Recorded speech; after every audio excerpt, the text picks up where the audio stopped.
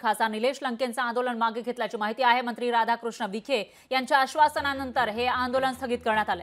कांदा आणि दुधाला दर मिळावा या मागणीसाठी लंकेंनी आंदोलन केलं होतं, तर मागण्या मान्य करताना चालढकल केल्यास पुन्हा आंदोलन करू असा इशाराही निलेश लंके यांनी दिलेला आहे। खासदार निलेश लंके यांच्या नेतृत्वाखाली या ठिकाणी आंदोलन पुकारण्यात आलं होतं। तब्बल 3 दिवस हे आंदोलन चाललं आहे। दुधाला दर द्या, दुधाला हमी भाव द्या, त्याचबरोबर कांद्याला दर द्या अशी मागणी त्यांची होती। आणि इथं मोठ्या प्रमाणामध्ये शेतकरी सहभागी झाले होते। राष्ट्रवादी एसपीच्या नेत्यांनी इथं भेट दिली होती। त्यानंतर मंत्री राधाकृष्ण विखे पाटील यांनी आश्वासन दिलेलं आहे त्यांच्या मागण्या मान्य करण्याचं, आणि आता हे आंदोलन मागे घेतल्याची माहिती समोर येते।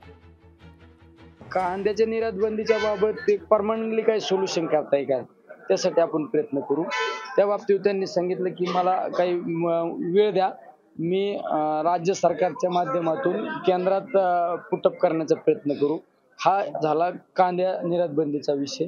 दुसरा विषय दूध दरवाढीच्या बाबत 5 रुपये जे अनुदान आहे, त्या अनुदानाच्या ज्या अटी होत्या, ज्या शर्ती होत्या, त्या सगळ्या शिथिल केल्या जाईल, हा एक त्या ठिकाणी शब्द दिला। या कालावधीमध्ये जर कुठलीच जर कागदपत्राची पुटअप झाली नाही, त्यावर कुठलाच जर निर्णय झालेला नाही, तर आम्ही 15 दिवसांनी परत आंदोलन करणार। मी निलेश लंके साहेबांना विनंती खासदार साहेबांना केली की आपलं आंदोलन तर कधी करता येतं, पण आज मंत्री महोदय स्वतः येऊन त्यांनी हे आश्वस्त केलेलं असल्यामुळे तूर्त या आंदोलनाला त्यांनी स्थगिती द्यावी, आणि हे प्रश्न जर भविष्यकाळात सुटले नाहीत तर त्यांनी स्वतःही सांगितलं की लोकसभेत देखील आम्ही हे प्रश्न मांडू, आणि राज्य सरकारच्या विधानसभेत देखील किंवा राज्याच्या मंत्रिमंडळाने देखील याचा विचार केला पाहिजे। याला पालकमंत्र्यांनी अनुकूलता दर्शवलेली आहे।